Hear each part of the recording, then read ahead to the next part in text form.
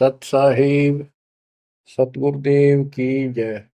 बंदी छोड़ कबीर साहिब जी की जय। बंदी छोड़ गरीबदास जी महाराज जी की जय। स्वामी राम देवानंद जी गुरु महाराज जी की जय हो।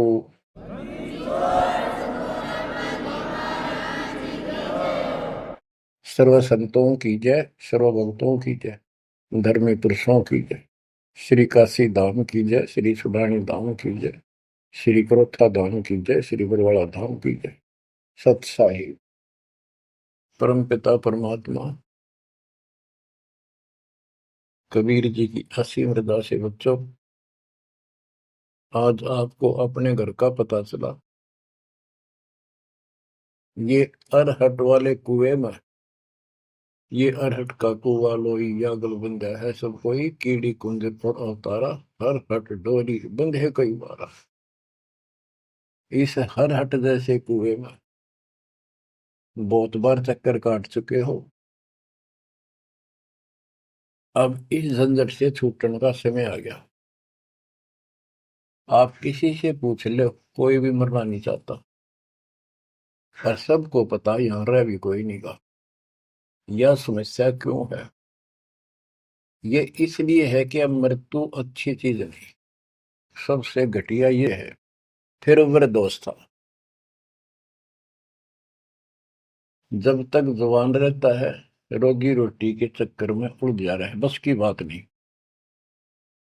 यहाँ की व्यवस्था ऐसी है, छोटे छोटे बच्चे होंगे, उनके पालने के लिए मर मिटता इंसान और करना पड़े, देखे जहां भूखे बैठे। तो ये मजबूरी है अपनी। और फिर सारा जीवन बच्चों को पाल पोस के पढ़ा के शादी कर दी, उनके बच्चे हो गए। बच्चों, अपना कर्म के साथ जीव आप बैठे, बच्चे कितने अच्छे हों, कितनी अच्छी बहू आ जा पुत्रवधु, लेकिन कर्म में दुख है तो कोई न कोई इसी आंट चला देगा काल। वो चाह कभी आप उसकी मदद नहीं कर पाओगे, उसके कर्म ना करने दे। जैसे आपको बताया, या फिर कोई ऐसी बीमारी हो जाएगी, बच्चे भी, बेटा भी, पुत्र वधु भी दूर बैठ कर रोने जाएंगे, और वो चिल्लाए जा। सास या ससुर कोई भी है, वो कर्महीन इंसान दुख तो आवेंगे। वो दवाई भी जो आ सके हैं अच्छे हॉस्पिटल में ले जाएंगे, लेकिन उस दुख उस दर्द 2900 न कौन मिटा होगा। बच्चों, बहुत बार समझा लिया आपको, कभी आंख नहीं खुलने देता ये काल। केवल सतगुरु शरण में आने से इस काल का प्रभाव हट जाता है कुछ समय के लिए। और तब ये बातें अच्छी लगती हैं, ना कोई गाना, ना कोई बेंजू बजे, ना कोई अच्छा सुर निकाल ले जाते।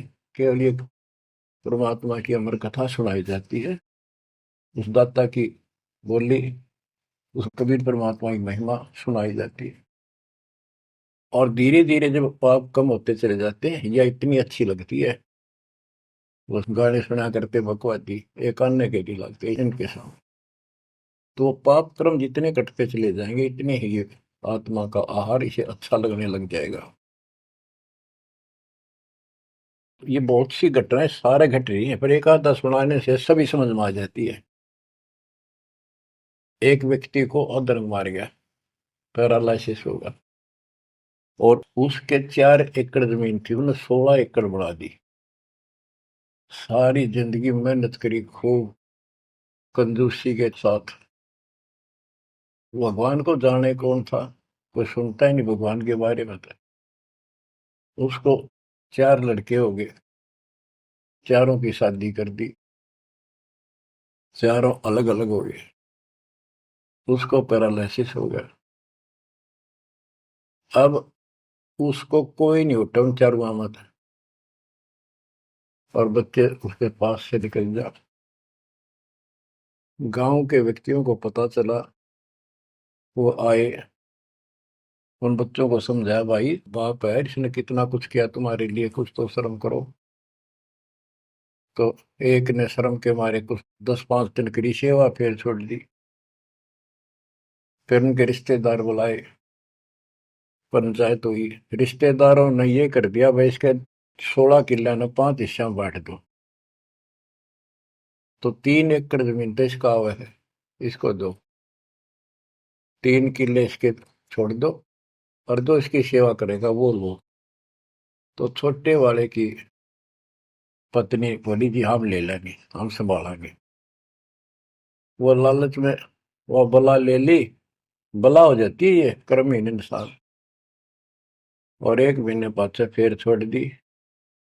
फिर गांव के व्यक्ति आए, मेरे भाई क्यों नहीं संभालते तुम? वो बोलिए किले भी ले लो, मारो बस का कोई सबके बीच में। तो गांव के लोगों ने एक नौकर किया, 3 एकड़ जमीन में से उसका जो खर्चा वर्ता उसको ध्यान लगे। तो जब वो पंचायत हो रही थी, बताओ था एक आदमी, और हमने देखा कई जगह ऐसी घटना घटी। तो जब वो पंचायत में आ रहे थे, रिश्तेदार आ रहे थे, वो खाट में पड़ा पड़ा नाड़ नाड़ हल्ला है, और पोता आ गया उसका। उस पोते ने इतनी दूर खड़ा था वो, 5-7 फुट, नो करा नाड़ का नहीं। अब मेरे आजा, आजा लाड कर भाई नो, नाड़ नाड़ लर्ज के नो दिखा कर मैं इससे प्यार करना चाहता हूँ, और वो दूर बात।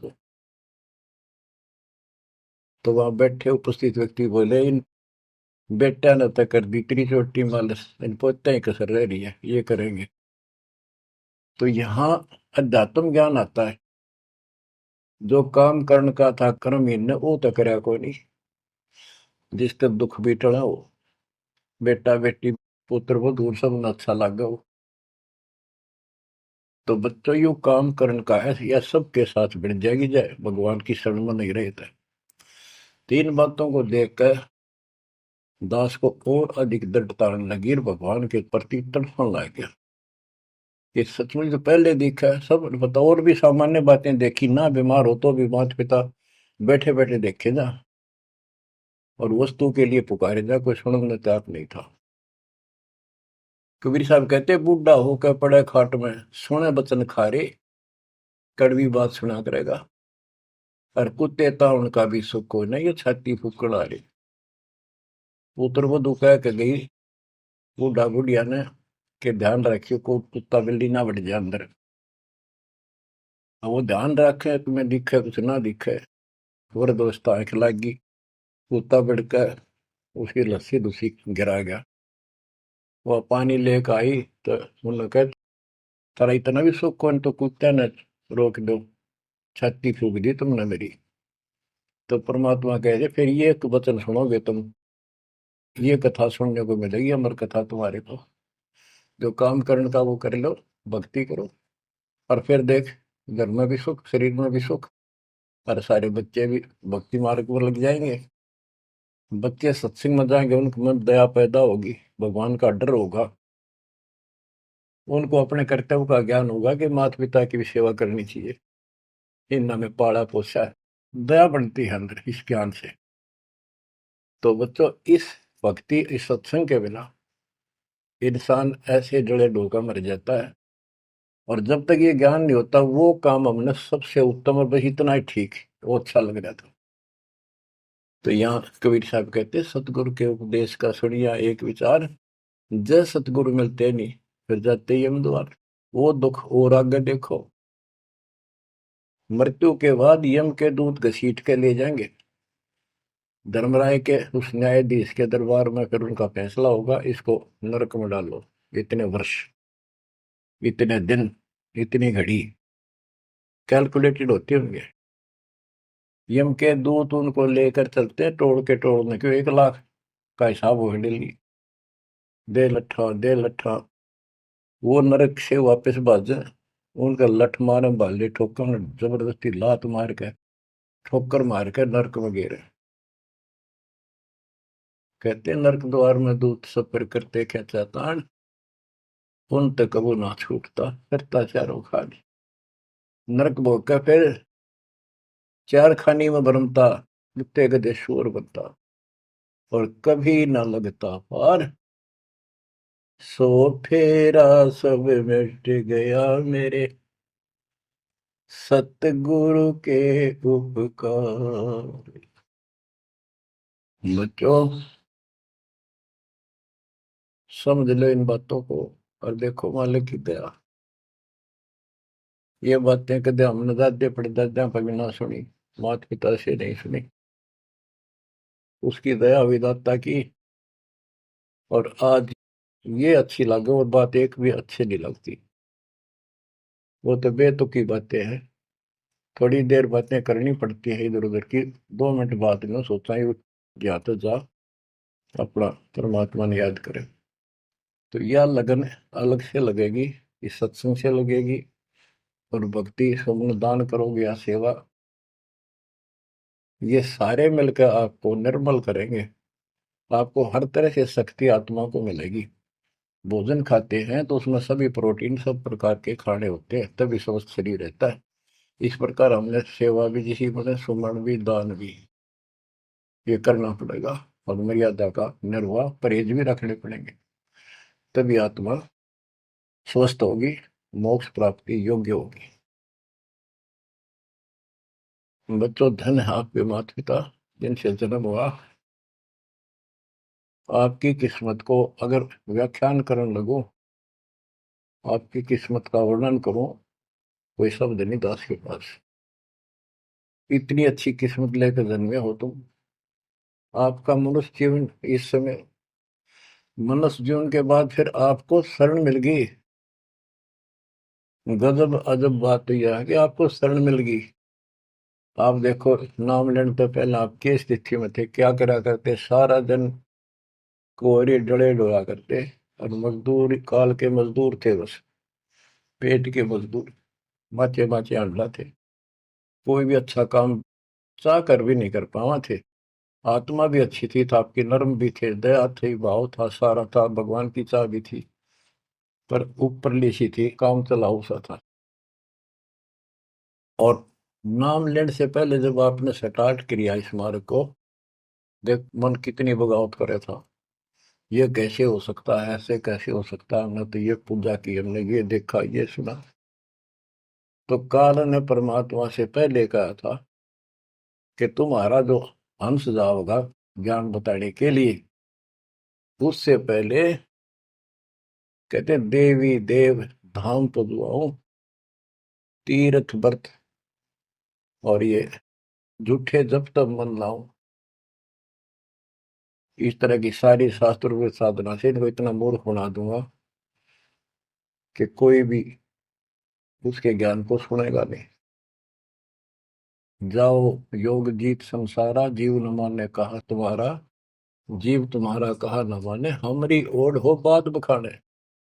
हमारी ओर होकर बात विवाद करेंगे तुम्हारे साथ। बच्चों, इन बातों को याद रखो। इस जीवन की सफलता है कि इसमें परमात्मा प्राप्ति हो। आप इसके निकट आ चुके हो। आपने जो भक्ति स्टार्ट करी, आपकी यही दशा थी। कति मन मान कर राजी नहीं था। और उस दाता देखो अपने बच्चों को कैसे कैसे कैसे कोई न कोई भेज के अपना बान भाई रह रह कर कथा सुनाई। कभी अच्छी लगी, कभी ना लगी, धीरे धीरे पाप करते गए, सुनते चले गए। कहते सो सब सिदर मैं करूं अपने जन के काज, हरने से पूजो मार दो नरसिंह दर के साज। इब्राहिम सुल्तान के साथ कितने खाड़े कर दिए, कितना पीछे पड़ गया जाता अपने बच्चे को नरक से निकालने के लिए। यही दशा अपनी थी। उस दाता ने कोई न कोई कारण बना के अपने को राह दिखाया है। हरी बच्चों, समझो इस मार्ग को। क्योंकि ये कथा जो सारी सुनाई जाती है, ये आत्मा को सहारा देती है। ये आत्मा बहुत सतर्क हो जाती है, इन पर सब पर विचार करती है, तब इस मन को साइड कर देती है कि बस बहुत हो लिया। आप देखो क्या हाल है, कल न पशु बन जाओगे, और पहले पेरा ने कितनी बार बन लिए। तो परमात्मा आपको बहुत लंबे समय से तैयार करते करते करते करते आ रहे, और आप भी लगे रहे। जैसे भी जितना दाव लगा जिस जन्म में आप करके, फिर काल का प्रभाव ज्यादा था, नहीं पार बसाई छूट गया तुम्हारे। जो गुरुद्रोही हो जाते हैं ना, वो सदा के लिए खत्म हो जाते हैं। वो तो अरबों खरबों वर्षों तक धक्के खाओगे। आप विमुख होते रहे, जैसे राबिया विमुख हुई। स्टार्ट वहां से नहीं था उसका, बहुत पीछे से था, लेकिन भक्ति की चाह बनी रही, दाता फिर मिलते रही। परमात्मा कबीर साहब कहते हैं, मेल अठेले जाइयो, तीर्थ धाम पर भटकियो, मेले बड़ा मिलाप, पत्थर पानी पूजते कोई साधु संत मिल जाओ। जब तक भगवान नहीं मिला तब तक ये आस्था भी बनी रहनी चाहिए। इसलिए परमात्मा कुछ लोगों को दूंगा, संस्कार तो निकाह होता है, कोई मत्था टेक के किधर जाके, और कुदरती वो संस्कार आ जाता, उसकी आस्था बनी रहती है वहां पर, तो भगवान में चाह बनी रही। कई नरसिंह बन के इसने आना पड़ा, निकाल ने तो मस्टरवा दिया था, प्रहलाद भगत की आस्था खत्म हो जाती, दाता रक्षा नहीं करते, सारे समाज में आस्था खत्म हो जाती मनुष्य जीवन में, कि भगवान है ही नहीं करे।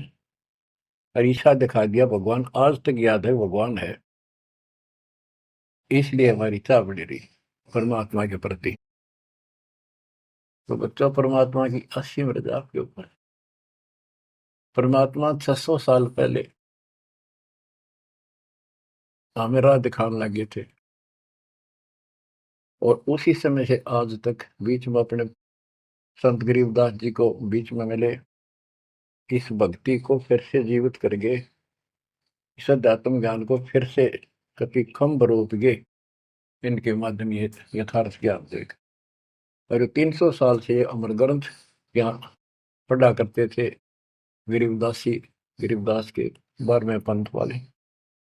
मेरे गुरुदेव के अतिरिक्त किसी के पल्ला नहीं पड़ा, उन्होंने दास को दिया ये खजाना, उसके बाद गहनता से इसका अध्ययन किया, आशीर्वाद उनका रहा।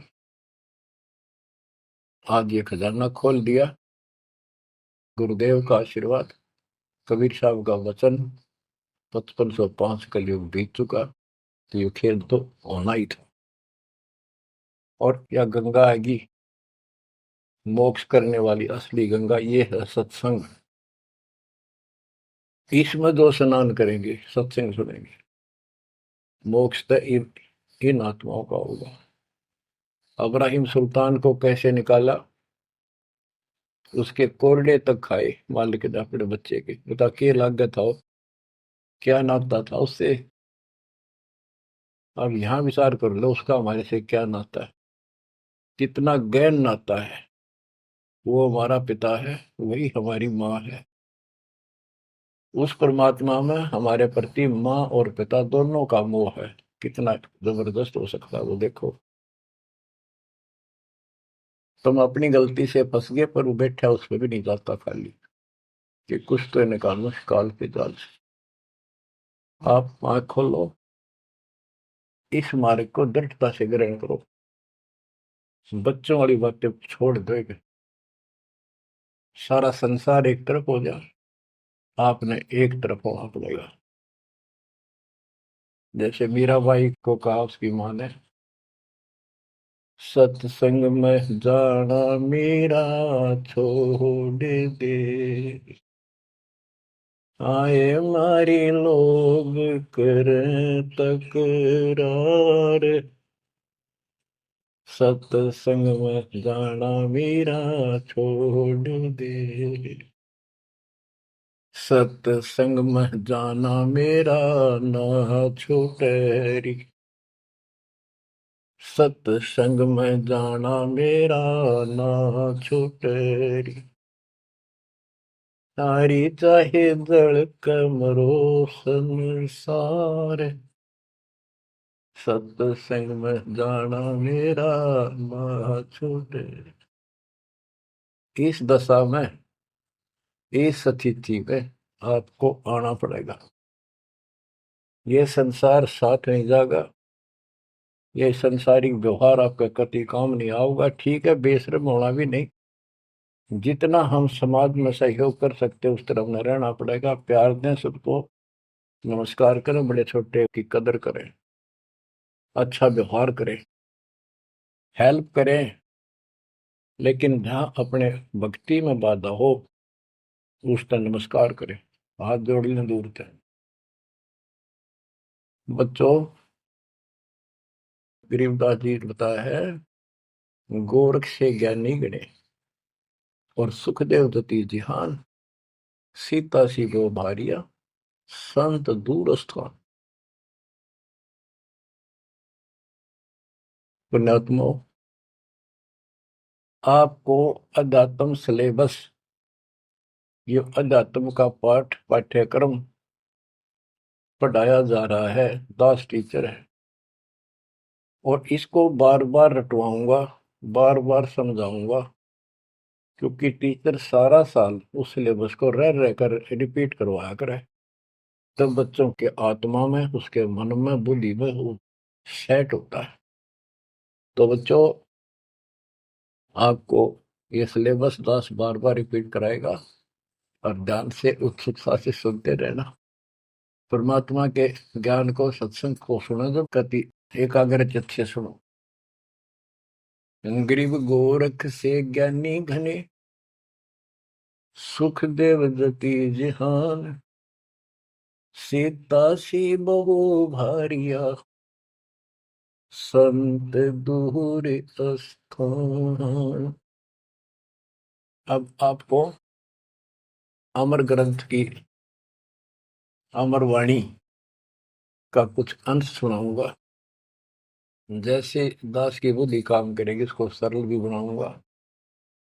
गरीब, यह गरची जब पांडव राजा, नो नाथो नहीं ना दुबाजा, 84 सिद्ध रिद्ध सब मोहे, पूर्ण ब्रह्म ध्यान नहीं जो है। अब क्या बताना चाहते हैं संत गरीबदास जी, कि जब पांडवों ने अश्वमेघ यज्ञ रची, तो उसमें 33 करोड़ देवता, 88,000 ऋषि, ब्रह्मा विष्णु महेश तक उपस्थित थे, 12 करोड़ ब्राह्मण, और ये गिरिपुरी, इनका गिनती नहीं, 56 करोड़ जहां थे या दो, शंख पचायन नहीं बाजा ना दो। तो कहने का भाव ये है कि गोरख से ज्ञानी गणे, सुखदेव जति जिहान, प्रसंग ये है। और सीता सी बहु बारिया संत दूर स्थान। पांडवों ने अश्वमेघ यज्ञ क्यों की थी? श्री कृष्ण जी जो उनके गुरु थे, त्रिलोकीनाथ विष्णु अवतार, उन्होंने बताया था कि तुमने, क्योंकि युधिष्ठिर जी को भयंकर स्वप्न आने लगे, बेचैनी होगी, भूख गई, रात की नींद गई, वैद्यों से इलाज करा लिया, कोई आराम नहीं हुआ। श्री कृष्ण जी के गुरु थे, उनसे समाधान जाना और कारण पूछा कि ये हुआ क्यों। तब श्री कृष्ण जी कहते, तुमने जो बंदूक घात किए हैं, युद्ध में, महाभारत में आदमी मारे और अपने प्रियजन मारे, रिश्तेदार मारे, ये पाप वो हानि कर रहा है, वो सेध रहा है। समाधान ये है कि अश्वमेघ यज्ञ करो और पूरी पृथ्वी पर न्योता दे दो, कोई आओ, धर्म यज्ञ करो एक, और धर्म यज्ञ सफल होगी तो तुम्हारा ये दुख दूर होगा, अन्यथा नहीं होगा। और यज्ञ संपूर्ण होने की, सफल होने का चिन्ह बना दिया, बता दिया निशानी, कि एक शंख 5 मुंह का, पंचानंद शंख, उसको पंचजन्य भी बोल देते हैं, पंचायन, आनंद माने मुख होते हैं, पंचानंद 5 मुख का शंख एक अलग स्थान पर रखा जाएगा। वो कोई बजाएगा नहीं, आप पर बाजेगा। वो बाजेगा तब जब कोई पूर्ण संत, अच्छी करने वाला उसमें भोजन खा लेगा। तो 33 करोड़ देवता बुला लिए, 88,000 ऋषि आगे, 12 करोड़ ब्राह्मण आगे,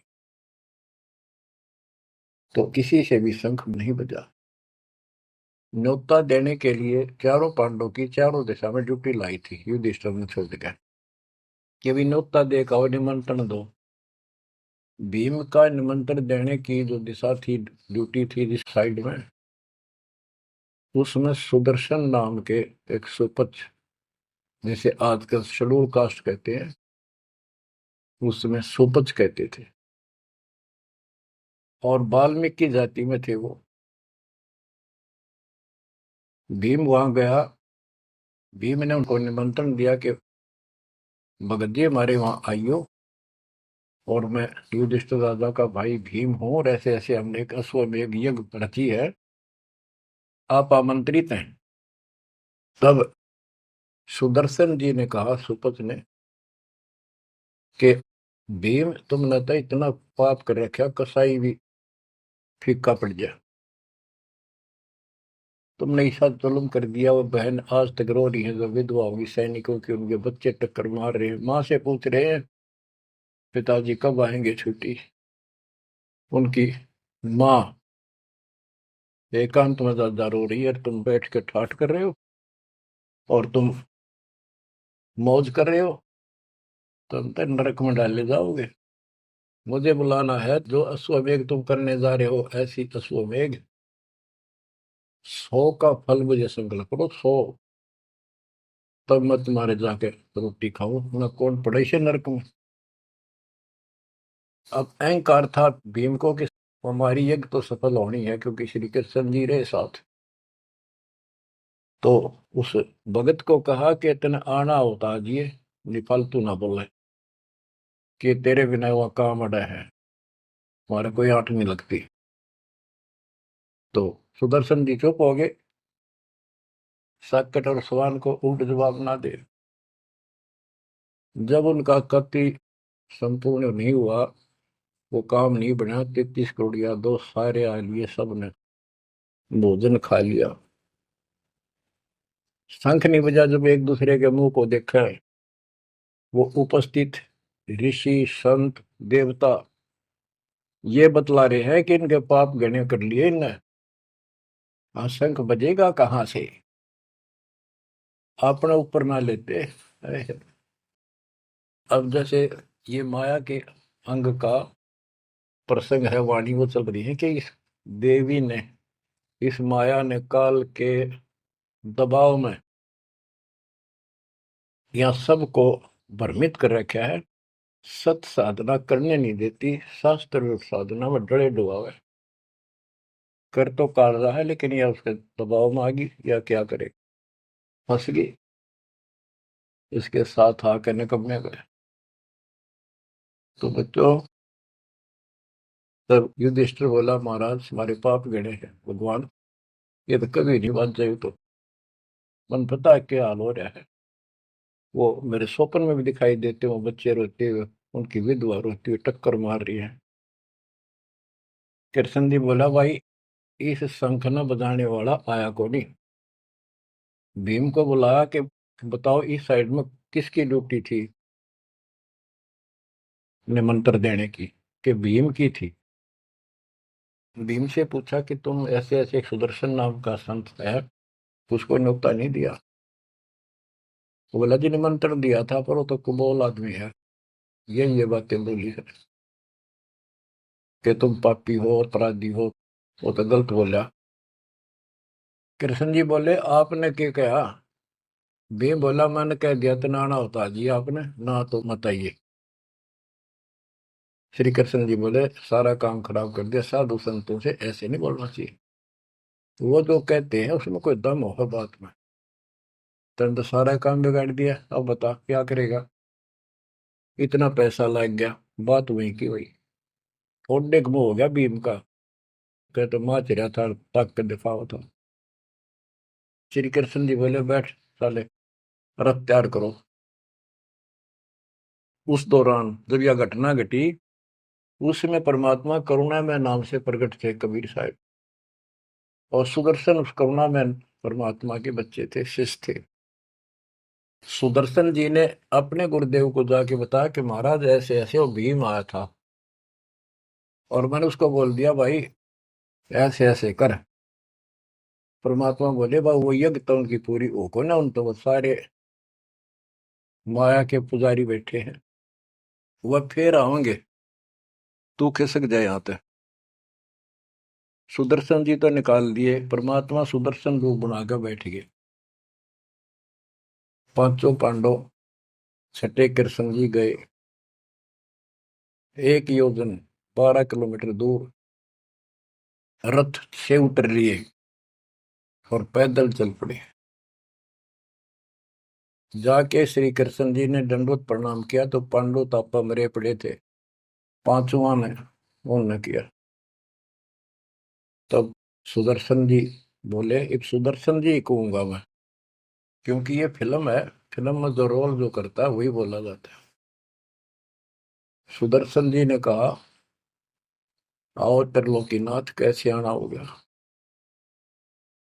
श्री कृष्ण जी बोले, हे सृजनहार, हे सारी सृष्टि के रचनहार, आप जानी जान हो, ये पांडव है और ऐसे ऐसे नहीं, अश्वमेध यज्ञ की है वो, आपके बिना संपूर्ण नहीं हो सकती। आप दया करो और भीम की गलती को माफ करो। सुदर्शन जी बोले, भाई मैंने जो शर्त रखी थी वह पूरी कर दो। भीम ने पूछ लो क्या शर्त थी मेरी, वो जी पता हमारे को।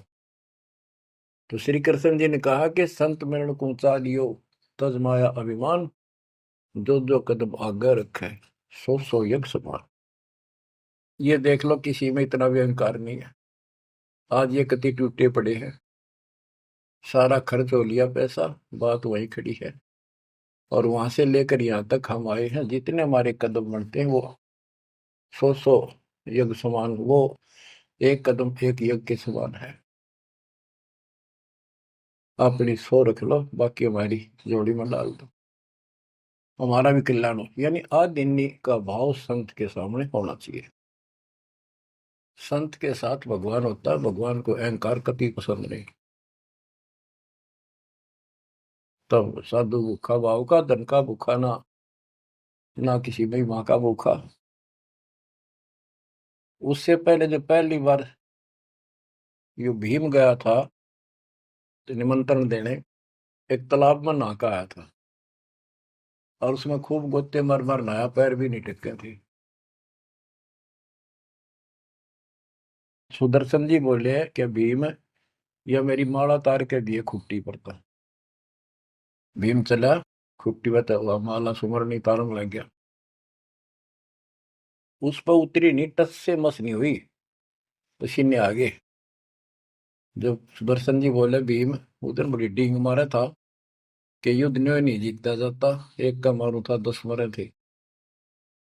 और ये माला ना उठी तेरे थे, छोड़ के आ गया, दूर खड़ा हो गया।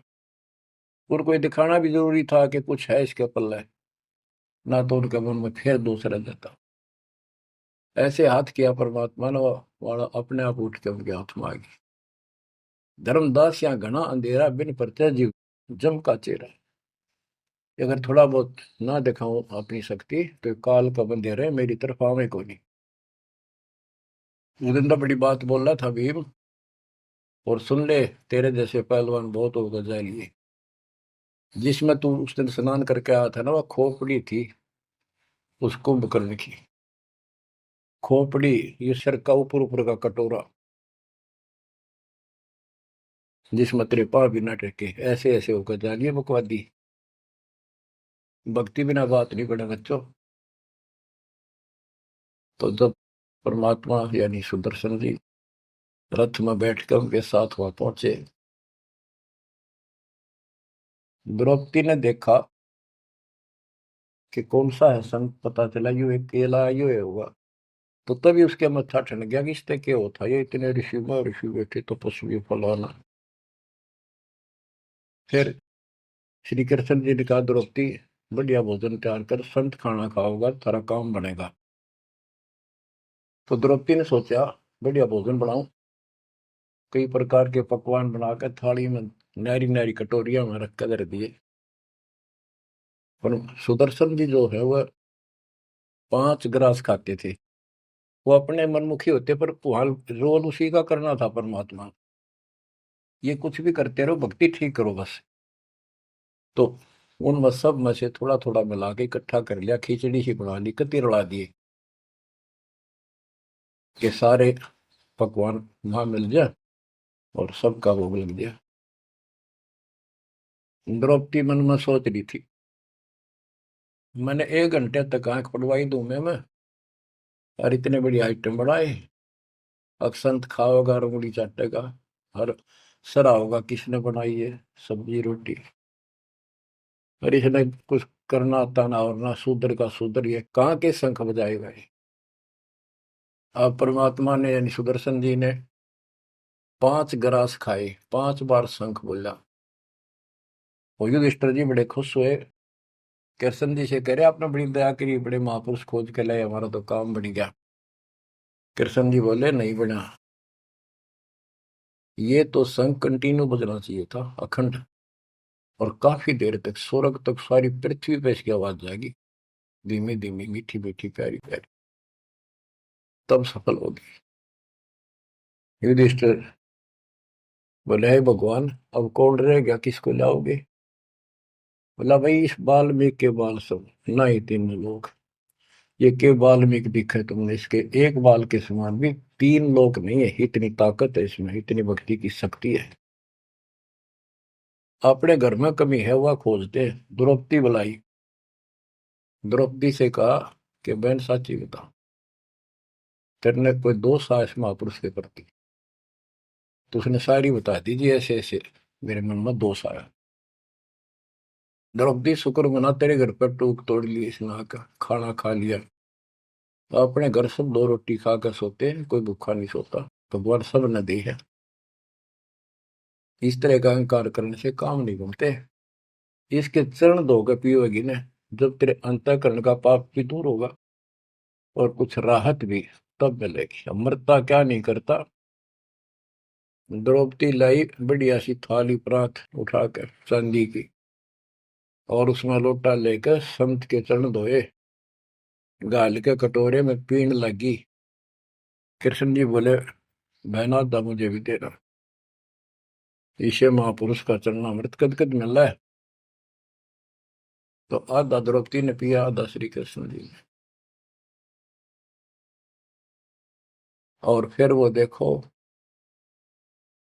अखंड बाजा, वो ऐसे ढंग से बजाए तो धीरे धीरे धीरे धीरे सुर बढ़ता चलेगा, स्वर्ग तक, पूरी पृथ्वी पर आवाज गई, कण कण में सुनाई दिया। और जो पेड़ थे पौधे पूरे के पूरे बसंत की तरह फूल आ गए और खिल गए। इतना सुंदर मौसम होगा सुहावना। गोरख से ज्ञानी गढ़े और सुख दे जति जिहान, सीता सी गो भारिया संत दूर स्थान। संत को ऊपर दिखावे से ज्यादा मीठी मीठी लंबी चौड़ी कथा सुनाने से,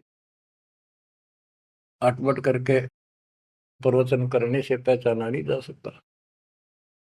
तो बच्चों, न जीव की सी बुद्धि है को पहचान ले, पहचान लिए होते तो कबीर भगवान आए न थे, संत गरीबदास जी आ रहे कहने गए। अब बच्चों आपको थोड़ी सी अमृत वाणी सुनाता हूँ। ग्रीव फिर पांडवों की यज्ञ में शंख पंचायन टेरे, 12 कोटि पंडित जहां पड़ी सबन की मेरे। यज्ञ रची जब पांडव राजा, नौ नाथों ने नादू बाजा। उस यज्ञ में 9 नाथ, 84 सिद्ध, 33 करोड़ देवता, 88,000 ऋषि, 12 करोड़ ब्राह्मण और 56 करोड़ यादव, जो श्री कृष्ण के वंशज थे, जो पांडवों के रिश्तेदार थे। क्योंकि श्री कृष्ण जी की बहन सुभद्रा अर्जुन के ब्याही थी। या क्या कहते हैं,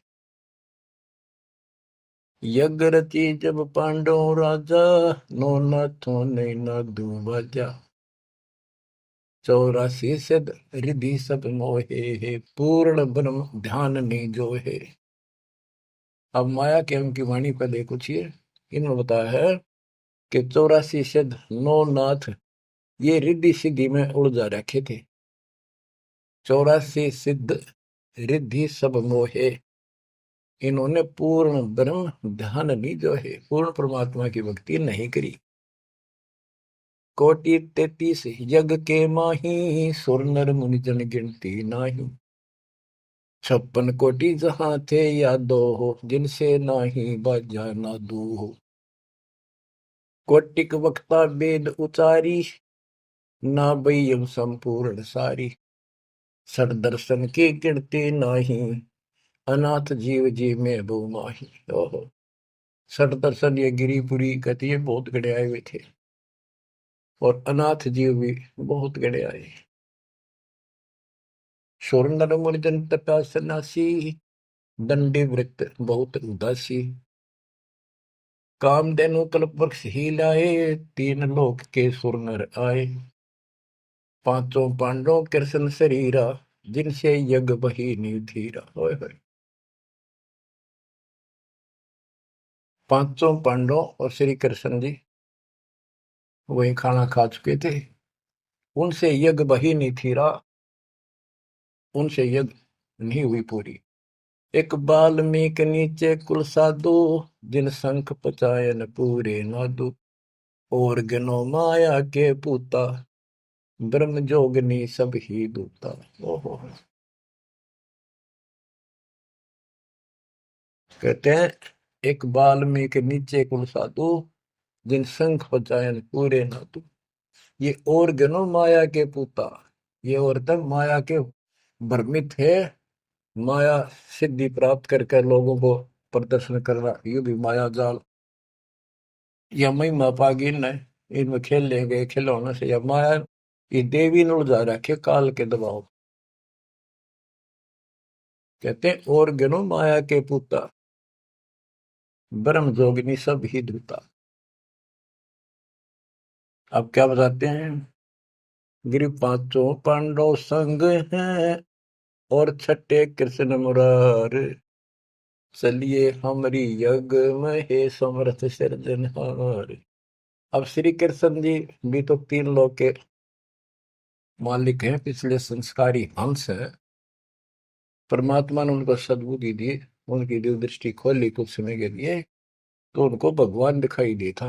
वो सुदर्शन उस दिन थे भी भगवान, पर उसको एहसास था, क्योंकि अध्यात्म मार्ग के अंदर अपने आप आत्मा अपने से शक्तिशाली के आगे नीचे हो जाती है, मुरझा जाती है। गिरि पांचों पांडव संग हैं, और छठे कृष्ण मुरारे।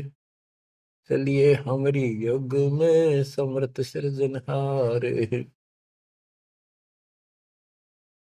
गिरि पांडव यज्ञ अश्वमेघ में, सतगुरु किया पिया ने। पांचों पांडव संग चले, और छठा भगवान। गिरि पांडव यज्ञ अश्वमेध में, वाल्मीक की बे। शंख पचायन बजाइया, राख्या नहीं संदेह। गिरिव सुपच रूप धर आइया, सतगुरु पुरुष कबीर। तीन लोक की मेदनी, सुर नर मुनि जन भीड़।